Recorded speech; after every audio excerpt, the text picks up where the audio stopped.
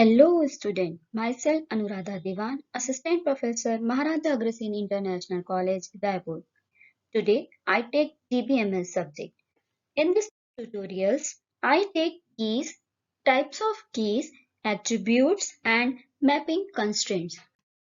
So first of all, what are the keys? In a DBMS, keys is a attribute or a set of attribute which helps you to identify a row in a relation. Row, it can be called tuples and a relation is called table in a DBMS. So they allow you to find the relation between two tables. So we can say the key is an attribute which can be uniquely identified in a table. The next one is why we need a key. There are some reasons using key in the DBMS system. Key helps you to identify any row of data in a table. In the real-world application, a table could contain thousands of records, so key may help you to identify the unique identification. Moreover, the record could be duplicated. Key ensure that you can uniquely identify a table record. It allows to establish a relationship between and identify the relations between tables. It helps you to enforce identity and integrity in the relationship. So there are the various keys in DBMS system. So there are 7 types of keys in database management system. The first one is super key, the next primary key, candidate key, alternate key, and the last one is foreign key. So what is a super key? Super key is a group of single or multiple keys which identifies rows in a table. So we can say it may have additional attributes that are not needed for unique identification.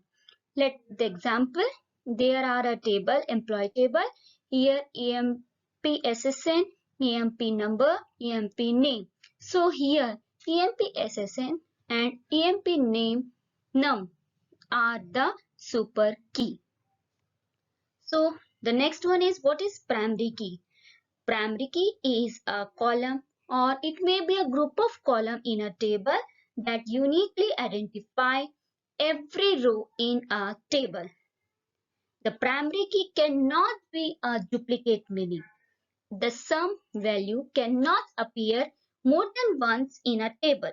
The table cannot more than one primary key. There are some rules which define for the primary key. The first one is two rows cannot have the same primary key value. The second one, it must for every row to have a primary key value. The third one is the primary key field cannot be null. It means it should be some value. The last one is the value in a primary key column can never be modified or updated if any foreign key refers to that primary key. Let the example, employee table, employee ID, first name, last name. In the above example, there is a employee ID is a primary key because it is a uniquely identification of employee record. In this table, no other employee can have the same employee ID. Next one is alternate key. So alternate key is a column or a group of columns in a table that uniquely identify every row in that table. A table can have multiple choice for a primary key, but only one can be set as the primary key. All the keys which are not primary keys are called the alternate key. Let some example. These are the table. In this table, the student ID, roll number, first name, last name and emails attributes are there. So here the email are qualified to become the primary key. Roll number are qualified to become a primary key. Student ID is also to become a primary key. But student ID is the primary key. Roll number, email becomes the alternate key. Understand? Next, what is candidate key? Candidate key is a set of attributes that uniquely identify tuples in a table and is a super key with no repeated attributes. The primary key should be selected from the candidate key. Every table must have at least one single candidate key. A table can have multiple candidate key but only one single primary key. There are some examples: student's ID, roll number, first name, last name, and the emails. So some properties are there for the candidate key. It must contain unique value. Candidate key always contain unique value. It must have multiple attributes, must not contain null value.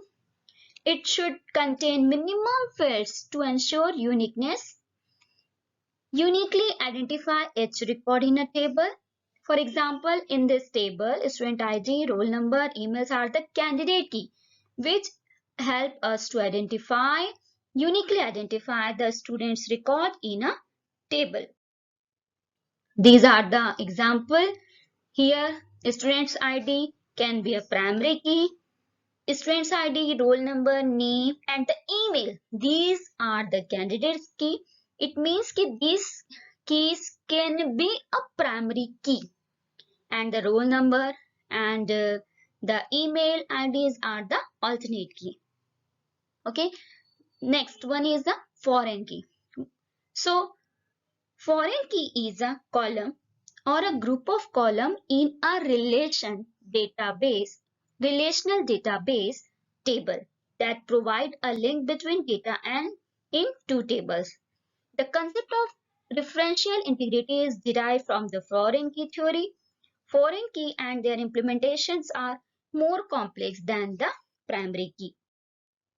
In this example, there are two tables, department and the teachers table. In this department, DEPT code and DEPT name are the attributes, and the teacher table, teacher ID, first name, last names are the three attributes. However, there is no way to see which teacher work in which department. So, in this table, adding the foreign key in DEPT code to the teacher name. So, we can create a relationship between the two tables. So, these are the teacher's ID, DEPT code, F name, and the L name. So, these are the important of and the example of foreign key. This concept also known as differential integrity. So next we take attributes. And attributes can be simply defined as a property or the characteristics of an entity. Each entity set has a set of attributes associated with it. So as we know, every entity has some characteristics. So these characters are called the attribute of that entity. For example, a student is an entity. So the property of a student is student ID, student name, student address, student phone number. These are the student's attributes. There are some types of attributes like simple attributes. It is also called atomic attributes and composite attribute. Single attributes, or we can say single valued attribute and multi-valued attribute. Stored attribute, it is also known as base attribute and derived attribute, null attributes, and the last one is key attribute. First we take simple or atomic attribute and composite attribute. An attribute that cannot be divided into smaller parts, that is known as simple attribute. For example, student's ID. We cannot divide into subparts. So that is a simple attributes. And composite attributes, the attributes which can be divided in subparts, is known as composite attributes. For example, student's name. We can divide the attribute student name as a student first name, second name, and last name. So that is a some parts of student name. So it can be divided into subparts. So that is a composite attribute. Clear? The first one is simple attribute that cannot be divided into subparts, and that can be divided into subparts is known as composite attributes. Okay. The next, single valued attribute and multi-valued attribute. An attribute that has only single value or for an entity is known as single values. Like age. Age attributes has only one value at a time. So that is a single valued attribute. An attribute that can have a multiple values, so that is called multi-valued. For example, phone number of any students, that is multiple value. Single students can have more than one contact number or one phone number, so that is multiple values. So that is multi-valued attributes. The next one is stored attributes and derived attributes. An attribute that cannot be derived from the other attribute known as stored attribute. For example, date of birth. Date of birth cannot be from age of students. If we know the age, then how can we identify the date of birth? So date of birth is a stored attribute, or it can be a base attribute.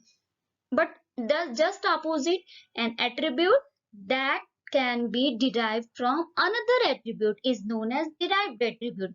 Like student age, it can be derived from the date of birth. If you know the date of birth, we can derive the age. So that is a derived attribute. The next one is a null valued attributes. An attribute which has not value for the an entity is known as null attribute. For example, if a student has no phone number, in that case phone number is a null value. That is not a compulsory for all the students has a phone number. So some students have not a contact number, so that is a null values. The last one is a key values. The key attribute is the uniquely characteristics of the entity. So each student has unique roll number. So here roll number is a key attribute. The next topic is mapping constraints in DBMS. So mapping constraints in DBMS, there are four type of mapping constraints. So first of all, we have to know what is mapping constraints. It defines how many entities can be related to another entities in a relationship.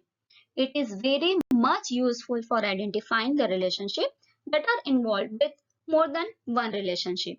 Simply, binary relationship with two entity has the four possible mapping cardinalities to exist as follows. The first one is one to one, second one to many, many to one, and the last one is many to many. So first of all, we have to know what is one to one cardinality.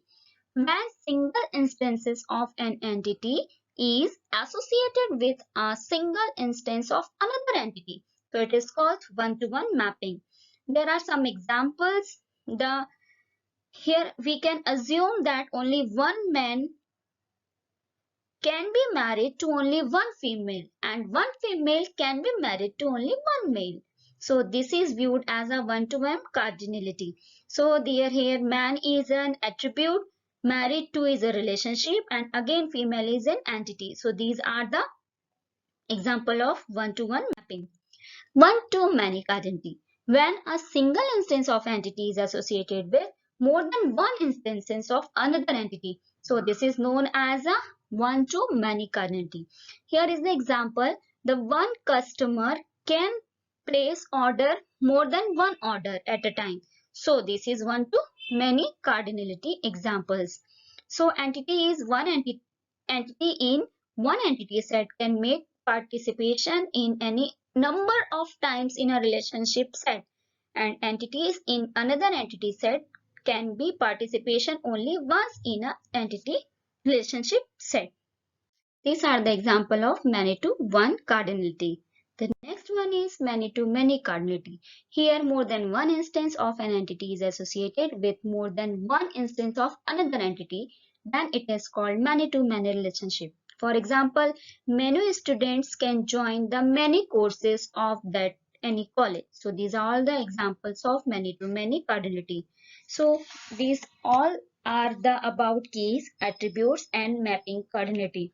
I hope you all understand the topic. Thank you.